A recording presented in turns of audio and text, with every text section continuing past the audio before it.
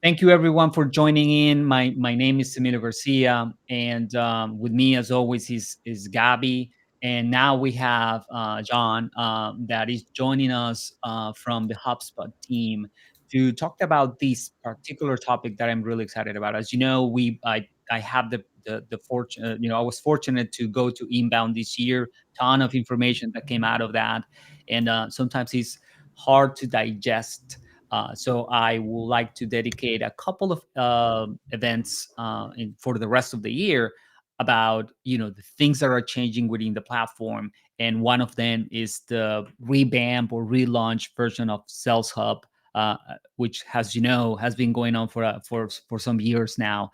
And Jan, if you can introduce yourself and kind of what is your role and what is your relationship to this relaunch, which I think will be very interesting. Yeah. Thanks, Emilio. Thanks everybody for being here and having me on. I'm Jan. I'm based in the city of Ghent in Belgium. So it's end of day 4 p.m.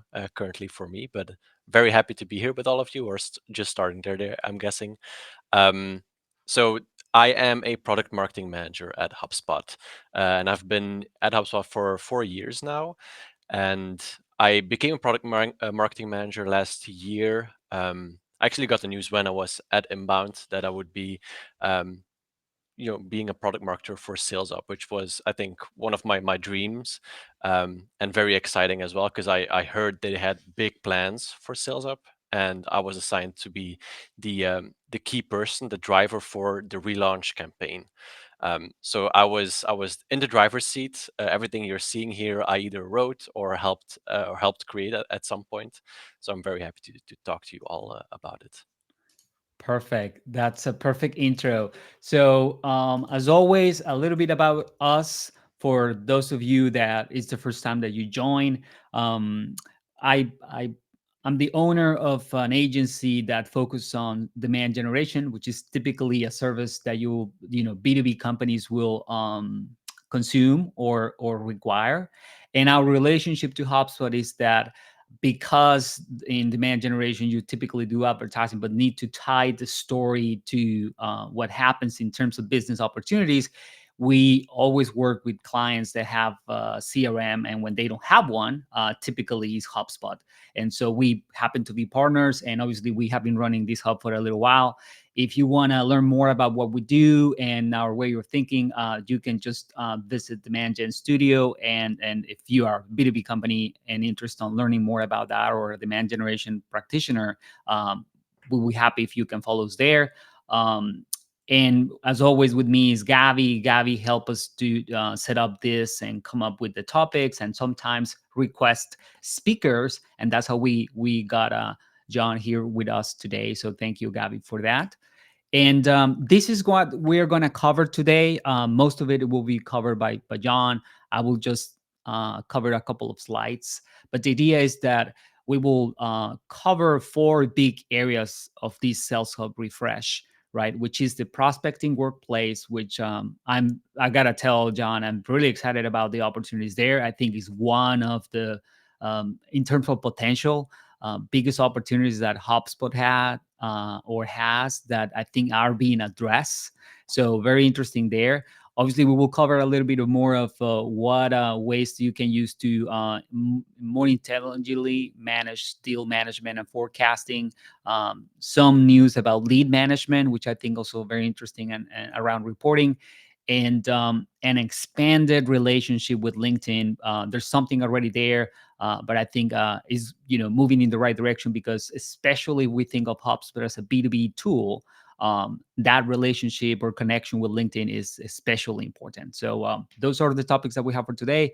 And from here, John, I will just let you lead on the slides. Just let me know what you want to move to the next one, and I will control that. Yeah, sounds good. So starting with this slide, I think we heard last year, well, not this year, but last year at Inbound 22, we heard our CEO, Yamini, like announce that we're in this crisis of disconnection. And it's kind of affecting us all. I think people and businesses everywhere, definitely coming out of COVID, were feeling a disconnect either from their family, their friends, colleagues, from their customers as well. And I think this year we particularly focused on salespeople because it's really one of those teams that got particularly siloed in the past couple of years. In in the run up to the relaunch, we interviewed so many sales reps, and almost all of them in one way or another told us that they either worked alone, that they felt like they were just checking boxes, sending out dozens of emails at a time, and really didn't feel like they were actually connecting to their prospects and their customers. On the other hand, and I think many of you have probably experienced that, when you are in the receiving end of things, how many generic emails or like LinkedIn messages, calls that we get on a daily basis that don't really feel very valuable or like relevant to us? It's tiresome, and I mean, for one, I absolutely hate it. Um, so if sellers are feeling disconnected and buyers as well, um, I mean, we've really reached a point where making sales has never been harder, which I think is also a bit of ironic if you think about it, because in the past couple of years, I can't imagine sales reps ever being like having being more empowered. There is an abundance of tools to help sales reps get stuff done. So we asked the question, what's really going wrong? Um, and I think when we kind of put it into like an equation, and you might have seen this at Inbound or in the presentations leading up to it. Um, we in the past couple of years we really saw a lot of companies drive growth by increasing on activities. Um, they made sure that their reps had ample tools. They empowered them with a bunch of tools, from from meeting tools to all the way to closing tools, to perform more activities, more calls, more emails on a daily basis, and that's how they saw growth. Um, but as the economy slowed down, as buyers or seller as buyers started to get more disconnected from their sellers, that didn't really work anymore, right?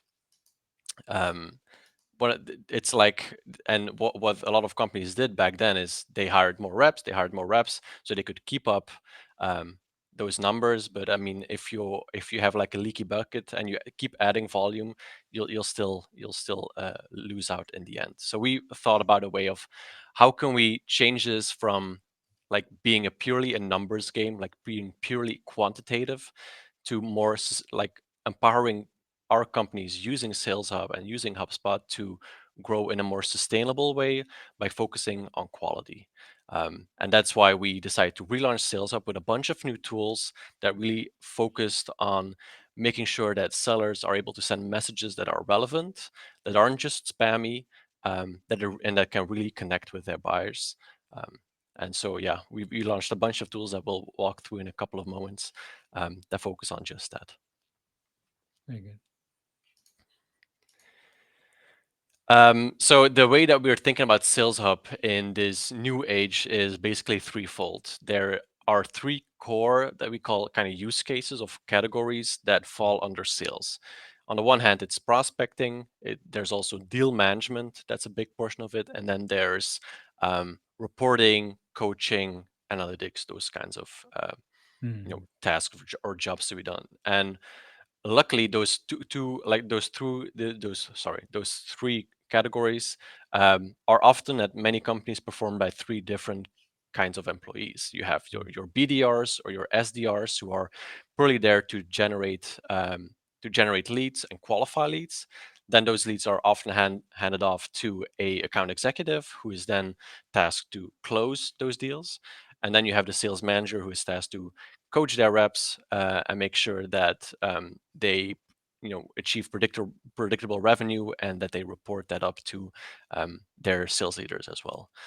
So those are the three core categories. And the main, like, we did a bunch of innovations on the prospecting side, but the main new innovation is the new prospecting workspace, and you can kind of see it here.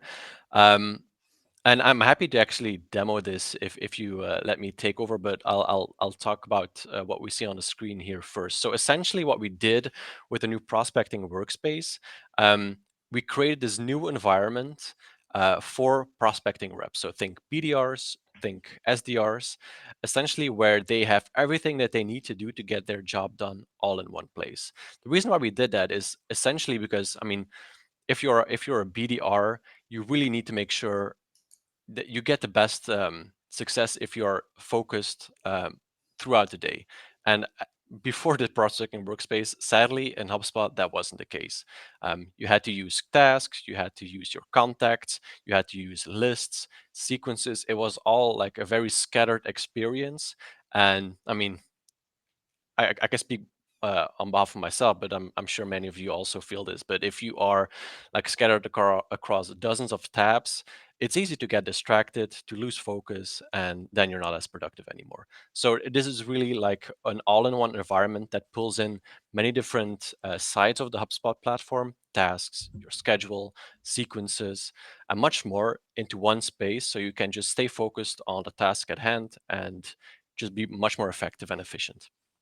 Yeah, I couldn't agree more. And as you said, I think you should have access to to sharing. So if you want to, demo the tool, Jan, that will be great and fantastic. I don't mind at all. Actually, that's what we usually try to do, right? To really get everyone's glimpse of the things that they can accomplish on the tool.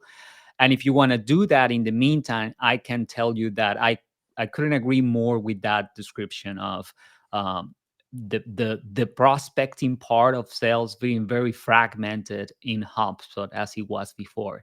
And I say this not only from our client experiences, but our own. We use HubSpot sales to follow our process.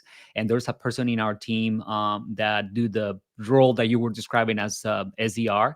And I can see it right away. The moment that you are managing deals, the current framework of the deal area with the pipelines and the stages is very neat. It's very easy for the manager and for the closer, right, or the formal sales rep to get a sense of what's going on. And obviously, there's always room for opportunity, which I think you will cover also. But at least from a flow point of view, in one place you can see everything that's going on very easy. But prospecting is so different, right? Because there are people that you're trying to reach out. There are people that coming in, and most of the follow up happening multiple channels at the same time, right? You have the phone calls, you have the task, and so I have experienced myself and with my team the struggle of trying to get an idea of at any given moment what is the workload, Yeah.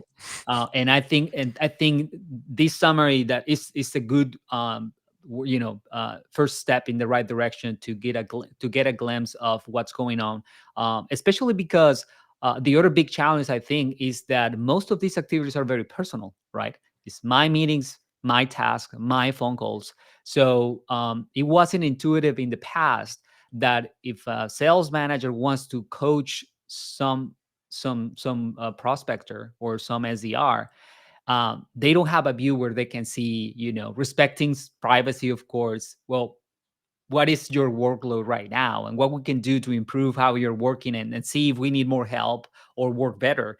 So I think this is a big one here. Yeah. I'm happy to demo, but I don't have the permission to share my screen. I'm not sure Okay. exactly why that is, but just wanted to throw that Uh, out there. I Oh, I made you moderator now. I think with that you should be able to do so. And maybe um, I I still will. don't. Maybe because you're sharing your screen. Let me stop Oh, yeah. sharing.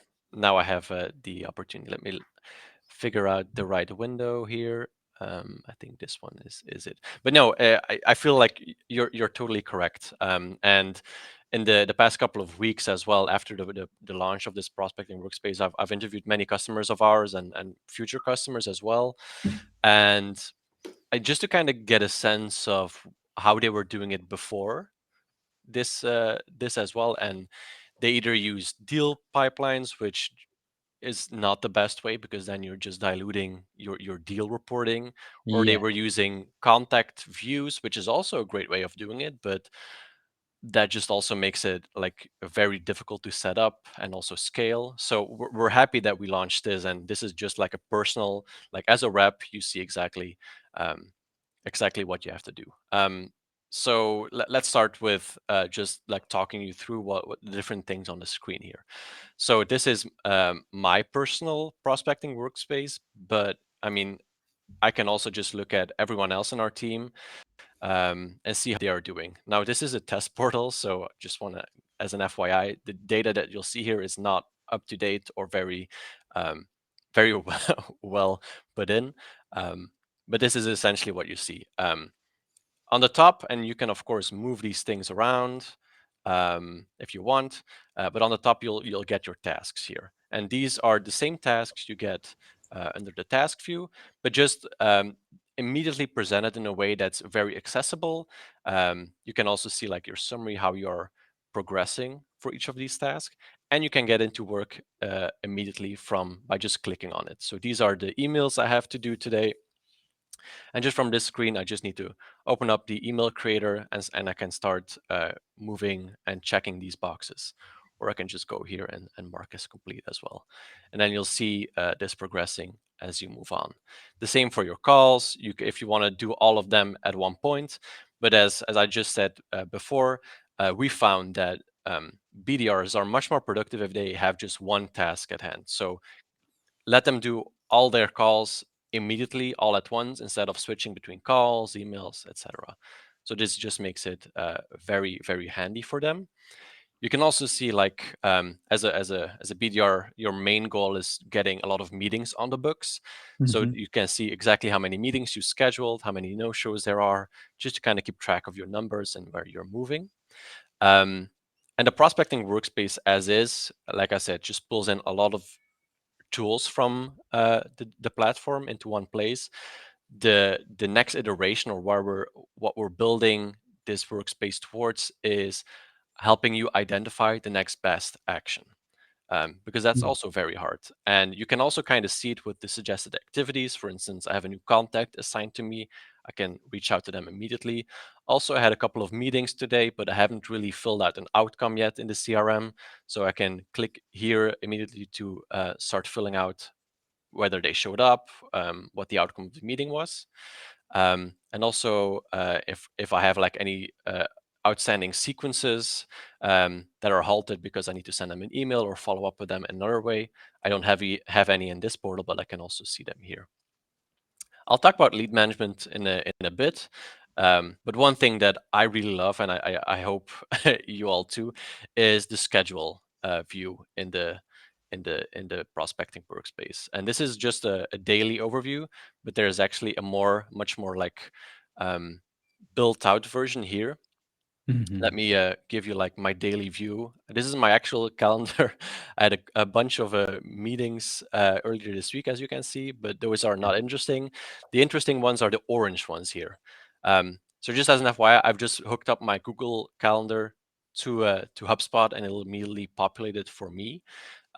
If I create any HubSpot meetings, they will populate in orange. And as you can see, here are the two meetings that I had earlier today that I still need to update the outcome from, and HubSpot will push me to set that. For instance, this was a completed one, and this person didn't show up, and just like that, we've Very updated the nice. outcome. Um, but I have one upcoming call here, and the nice thing is on the left-hand side, you can see exactly what contacts you have meetings with, and it also immediately pushes you to use a playbook as well. So if you want to get into that call, all you need to do is click launch, open the playbook, and exactly you have immediately everything you need to know, your playbook, all your contact information to get that meeting started. So yeah, I really love this experience. I think we've done a really great job. And as well, one thing here is you can see exactly which task you have to do. So at any point in the day, you can just jump into work without any additional distractions. So yeah, something I really love about that as well. This is great. I have some background before agency life, I call it, in manufacturing, and so I'm a very hard proponent of lean techniques. And one of the things that I think that knowledge workers struggle with is to surface the work in progress, right?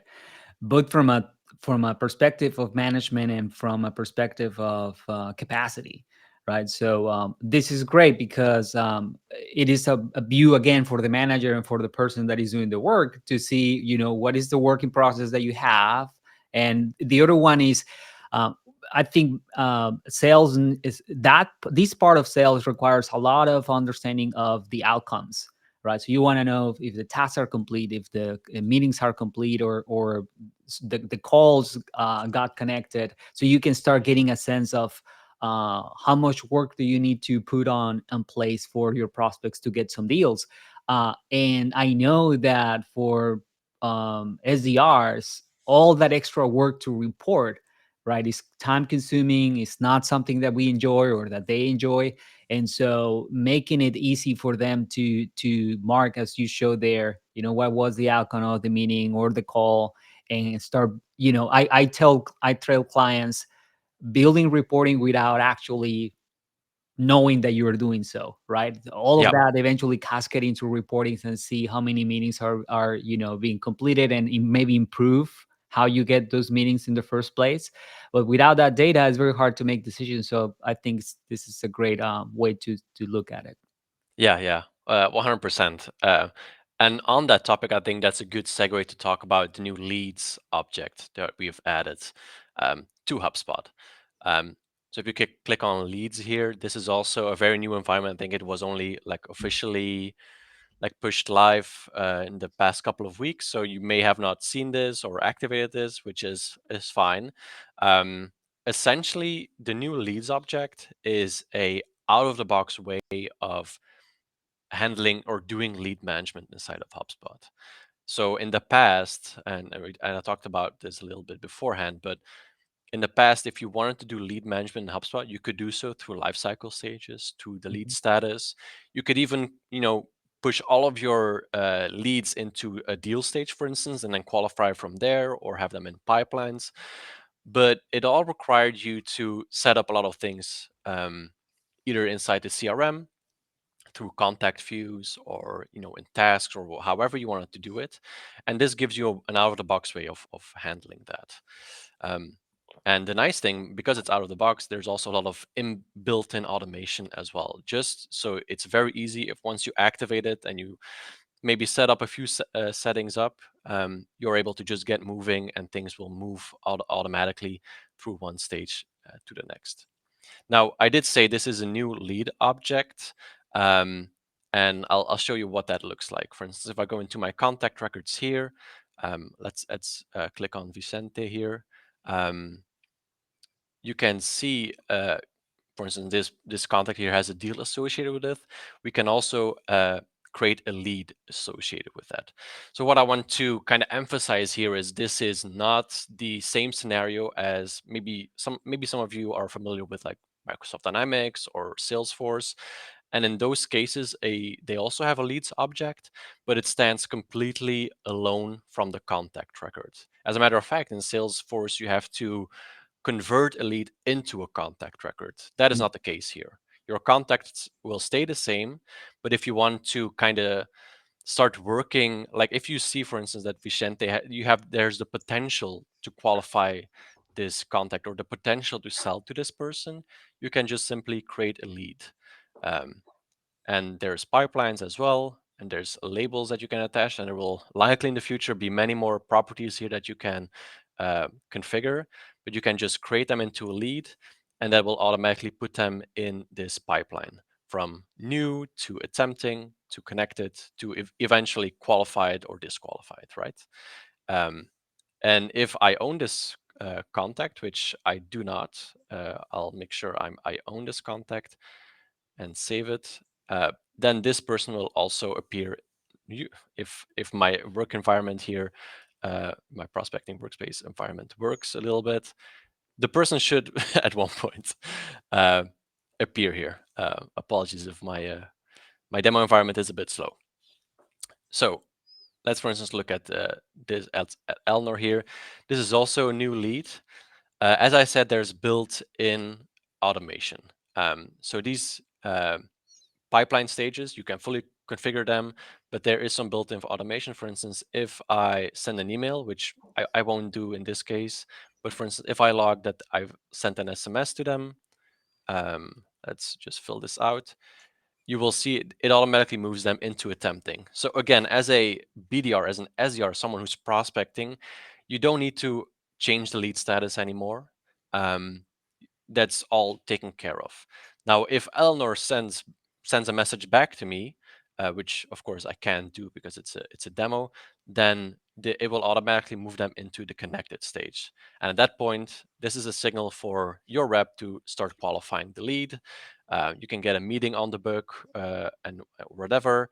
And if you're in that meeting and you're disqualifying them, for instance, there it'll immediately pop up this disqualification view. You can say like, hey, they have budget constraints, for instance. It's end of the year, but they did kind of signal to me that maybe in 6 months they will have some budget available, so I can immediately create a task for myself to follow up with them and say like it was end of year budget constraints or whatever you want to put in here, and the lead is disqualified. Another thing that I want to mention here is because leads is this object that you can attach to a contact or a company as well, you can actually create multiple lead objects for each contact record. So for instance, let's see if we can find Eleanor here. There she is. I can actually create a new lead. And what this allows me to do is it won't override the older like lead qualification process. We still have all of this information, all of this data in the system, and now maybe it's 6 months later, I can start the qualification process once again. So this is all context, all data that you know that's in your reporting systems that you can coach your teams on. That you previously wouldn't have if you were, for instance, using the lead status field, because then you just overwrite that field time and time again, and it's much harder to get actual value reporting out of it. So yeah, that's I think leads in a nutshell. And again, in the leads overview, we are constantly pushing people or the BDRs to perform the next activity. For instance, with Vicente, he's finally populated in my system. It's immediately pushing the rep to schedule a next activity. For instance, let's to do here, and like I'm really excited about this. Again, if you're still using the lead status field and life cycle stages, you can still do those. This will not replace them, but it just gives you a better out of the box experience if you're starting from scratch, for instance. Yeah, no, you cover very, very good reasons why this object should exist and have like a way of thinking about it, right? Because you mentioned all of the alternatives that I have seen for some of our clients being used, right? Successfully, but as you said, with some caveats, because I have seen clients that set up a couple of stages before actual deals. But the challenge is that then on the life cycle stage, you mark them as opportunities, and maybe you're just qualifying them, and then you have a lost MQL or a lost lead when it's not truly an opportunity and mess up your reporting. Yeah, I've seen clients, or I and myself, I use the lead status, but it works for the happy path, which is you get a lead for the first time, and then either it's qualified or not. It's qualified, you become opportunity, and if not, it's disqualified, and you will never ever reach out again, or it comes back. The moment that that happens again, it is what you're saying. You lost the history, because the only way to retrieve when it was qualified the first time and the second time is to kind of like go through the history of the property. It's not very convenient. And the other not happy path is, imagine that you move someone forward, becomes an opportunity, a true opportunity, or a true client, and then someone else from that company or that same person comes and tells you about, or you want to start a new effort to try to offer them something else, cross sell, upsell. Then you have this weird scenario where you have a customer on the life cycle stage, but a lead status of new, which is like, what do you mean by that, right? If you look at it and without context. So I think there are many good reasons why to have that. And finally, as you said, the other idea is that yes, you can build a custom object, I guess. I have not seen that one, but I guess there's people around, use HubSpot users around there that have built a custom object to represent leads. but then you will have to build all the expected associations and logic of what is the logical next step, and Yeah. connect that with contacts, with task and all that. So I think it is a move in the right direction, because you will have people from different companies that will, because you as a business started, or because they come inbound to you, that they might be interested in an opportunity, and they might just drop up, and you want to have a record of that happening. So very good.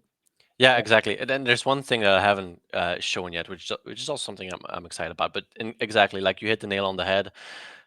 You can have multiple leads objects, which makes it possible. For instance, in this case, 6 months ago, we disqualified Eleanor because they has budget constraints. Now we've went through those conversations once again. We had those meetings. They do want to buy from us. Now we can qualify them, and as you can see, immediately a deal creation panel pops out. Yeah. So we can immediately start the handoff process to, if you have a closer, an account executive, you can immediately set, change ownership here, and create that deal and put it on the books and have everything um, reported and tracked back to the BDR as well. So yeah, things that you could do as well with some automation. Before, this is just an out of the box, very easy solution for, I think, primarily our newer customers who don't have all of those set up already. Yes. So let me stop sharing my screen so you can take over the slides again. Okay, sure. Let me and also let me pause here and just ask the audience, right? If anyone has any question, please let us know. We will try to answer them as soon as possible, or maybe at the end of the presentation. So feel free and if you want to just jump in and maybe ask the question directly, also feel free to do so. So let me move to the next one. Then we have, obviously, pipeline management, right? And as I was saying here, and John, intervene at any moment if you think they're moving away from maybe the spirit of the relaunch. I I feel that one of the, even when HubSpot started to do some activities around the CRM for the first time, one of the things that I found very helpful for the tool, about the tool, is how visual it was, the management of the pipelines. It's not something that is so easy in other CRMs. And so I think that this is a great area where HubSpot from the beginning was doing a great job, because you can move into this table view versus the board view, and you have the ability to decide, well, what are the key properties of the object that I want to have front and foremost on each of the deals, like the name and maybe the contact and the company associated. Obviously you want the amount, and maybe highlight if there's any next activity, because just like leads, the way that you move forward deals is with a clear understanding what's the next logical step that you need to do to move the deal forward. So I think this part was already moving in the right direction, but something that being added here is the deal inspection, right? Which is, and John, if you can help me here, I'm assuming that it is more of how do you get more insight into a preview panel that highlight some of the key elements of the deal without going into the whole view where you have all the properties plus the associations and similar things, right? I feel it's more about getting a quick sense of what are the things that matter the most to move the deal forward. Yes, absolutely. One of the feedback that we got from a lot of our customers on the deal view, at least, was that it was hard to kind of get a sense of what is the next best deal that I should focus on, that I should, Mhm. you know, that I should divert my attention to. If there are any like deals that have like urgent needs, for instance, that have a risk to fall through the cracks or whatever, and we like created or developed a bunch of tools to kind of help surface that information. One of the things, and you can see it on the screen here, is this new side panel. And I do have to admit, this was a very early mock-up, so this is not what you'll see right now, but you can kind of see where we are, where we want to head. You can see a deal score at the top that's not yet in develop. Well, it's in development, but not yet live. And there underneath, you can also see a timeline. So the goal is there. You can see immediately what the deal score is, what's the likelihood of it closing. You can see when the last kind of touch points were that you had with this particular customer or the customers in those deals. So you can see if there's just if it needs attention essentially.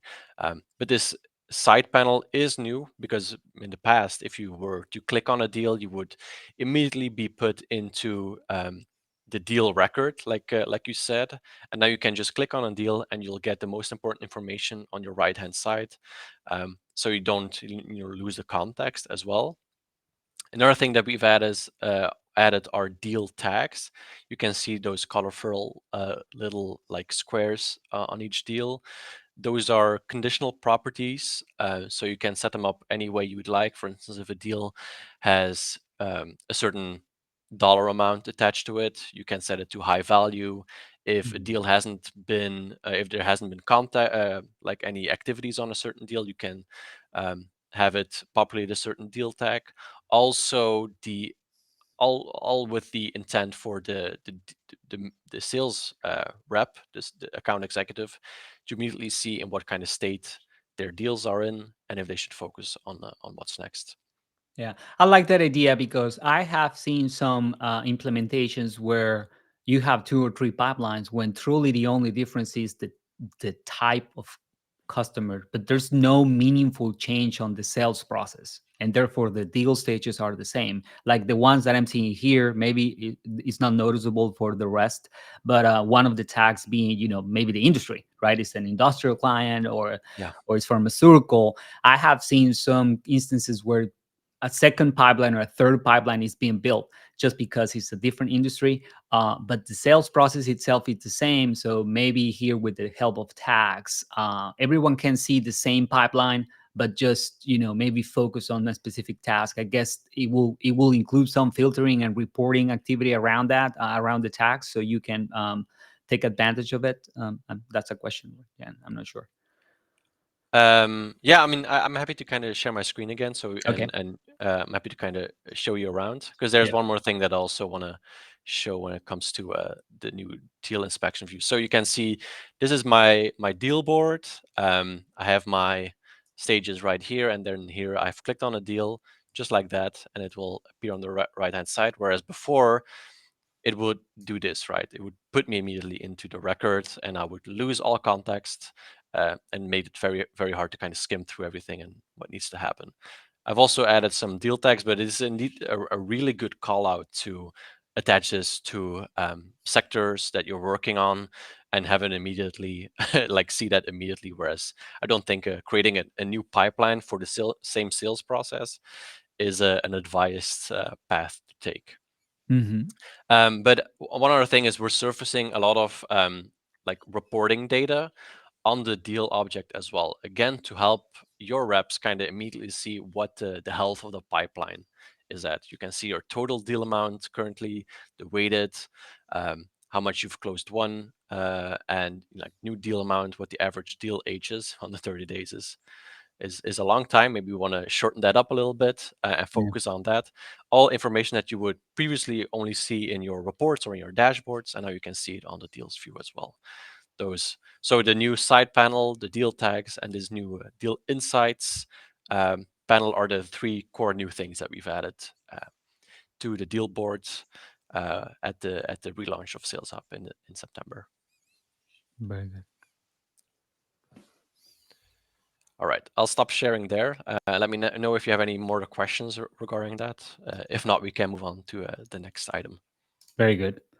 So, yeah, and obviously this is not. I will just cover this briefly because this is not necessarily new, right? But just to remind everyone that as part of the tools available to improve your sales process, workflows on the portals and in the implementation for HubSpot have been improving over time, and more things can be done, starting with the deal object, right? Years ago, it was heavily focused on contacts, to some extent on companies, but there was not so much of focus on deals. There was some basic automations related to moving people from one deal stage to the other, what will trigger some conditionals to complete data, for example. But nowadays, more and more automations are being triggered out of those workflows, which is always helpful for sure. Now, we will move to the, Jan, what you were mentioning, the three areas, right? This is the third one, which is the lead management and reporting. And then in the same way, I think that custom reports, it's something that I myself have undervalued for a long time as a tool, because it's not necessarily new to Sales Hub. It's been going around for a little while, because I was used to, the regular standard reports. And I have discovered in the last few months how valuable they are, which I invite everyone to revisit if you have not done so. Not because of the ability of building reports of your own, which out of itself is helpful, is because of the ability to cross-reference objects.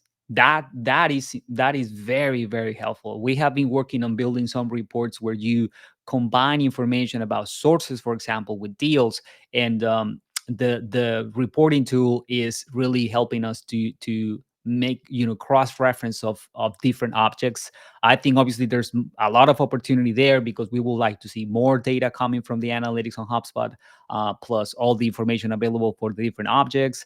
And obviously, at some point, maybe bringing in data from other sources into the CRM, so we can use them as well on the custom report tool.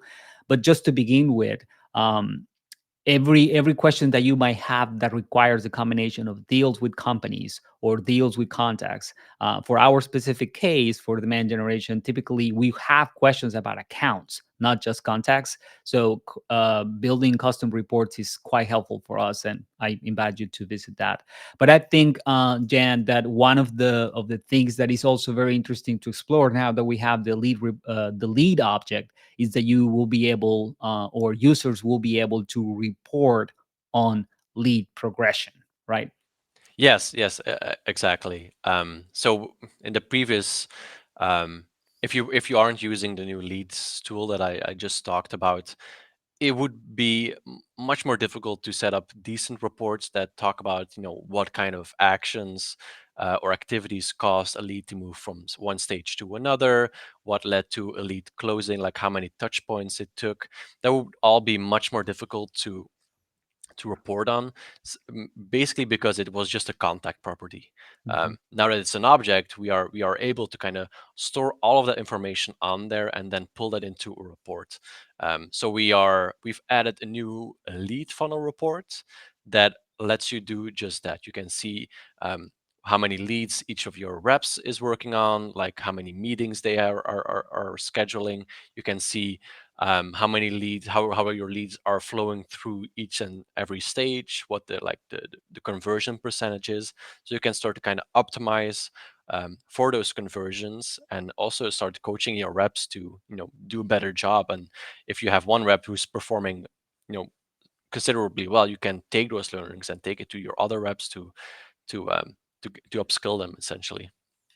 Yeah, this is quite helpful because again, I heavily focus on analytics for the things that we do, and I tell most of our clients, we need to get your numbers, and your numbers means that you have these goals, right? Especially around new business generation, and if you don't track back to the amount of work that is required to deliver, you're just dreaming rather than planning, and lead progression or management toward deals is one big opportunity area, because typically there, and hopefully tools like this will open up to more managers, that the biggest gap is the expectation about the amount of work that is required to deliver opportunities, right? So everything that we can do to surface what is the work required to accomplish something, and not just to say, well, now that I have visibility of how many meetings and how many calls and how many conversations I need to have. That will not mean that immediately, well, let us add more people necessarily. probably we'll start a conversation about what we can do to be more productive, right? Because we will discuss what so many calls, and well, we need to look for different channels, how we better qualify those leads, how we better focus on selecting the right people to start conversations with. So I think that these reports will um, start some of those conversations, and really provide data to make better decisions. Yeah, exactly. I'm happy to kind of walk you through some of these as well. Yes. But again, I want to I want to again reiterate that this is a demo portal of mine, so it's not like the best data in it. But right now I'm just here in sales analytics. So if you scroll down on sales, you get here, and there's a bunch of out of the box reports. And one new one here is the new lead funnel report. So again, you get an overview here of your open leads, your conversion rate. Again, not the best data, but you can kind of imagine what it might look like if you're using the new leads tools.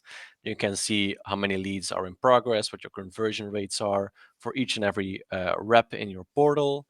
Um, I thought there were more people in my portal, but I'm guessing that isn't the case anymore.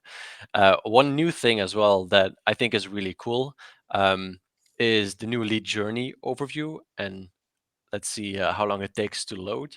But this will essentially give you oh, here it is, like Mm. an actual nice conversion chart of how your leads are flowing through each and every stage. And you can see what the conversion rate is, like how much time they spend in each stage. So again, you have all of that data to have those conversations with your reps. All really nice. And then there's, let me see, there's one more that I think it's called the prospecting activities report. There we have it. This is a more general overview, essentially. So you can have conversations with your reps on the amount of activities that they're performing, but also how well they're performing those activities. You can filter on sequences, meetings, calls. Let's focus on calls here as well. You can look at the last month, the amount of calls that have been performed in your portal. For instance, Alex has only done 2 calls. I've done 4. Okay, we need to make sure that Alex's numbers are a bit bumped up. But you can also just also look at like how many voicemails, what the call duration is on average, to really get into the nitty gritty and make sure that you have all of the right data to make sure your reps are performing well. Fantastic. And Very there you good. have it. Awesome. And I just want to close with the minutes that we have left for the session. Want to close with some of your comments on, uh, basically for those of you that don't know about it. There is already an integration between HubSpot and LinkedIn Sales Navigator. You need to have Sales Navigator from LinkedIn, and once you have that, you are capable of bringing in information from the LinkedIn profile of the user at the contact level, but also document some of the conversations that typically happen on the network rather than on over email, which nowadays happens more and more, right? So there's a ton of sales conversations that are going on DMs on different platforms, and especially for B2B, typically that will happen on LinkedIn. So, but there are some enhancements that are going on right now with the current implementation, right, Ron? Yeah, exactly. So if we think, just to kind of explain how the current LinkedIn Sales Navigator integration, how it works, or what it looks like inside of the HubSpot platform. It's essentially, and we call it an iframe. So Mhm. you would open it on a contact record, for instance, and it would just open up the LinkedIn Sales Navigator like it's kind of a browser in a browser situation. There's no real communication between the two. You only just have the access to the tool within HubSpot. Mhm. Now, what's changing is essentially LinkedIn. They uh, selected a handful. I think it's only like 3 vendors like HubSpot to develop a really intimate kind of integration with. What that will empower our users to do is, um, for instance, if they want to reach out, if they want to source new contacts, they can now access the LinkedIn Sales Navigator. And if they're looking through contacts, for instance, they can see whether they are already in the CRM. If they're not in the CRM, they can add them immediately from the LinkedIn Sales Navigator app. inside of HubSpot. Another thing, if you're reaching out to your customers, it will automatically log that information on the contact record as well.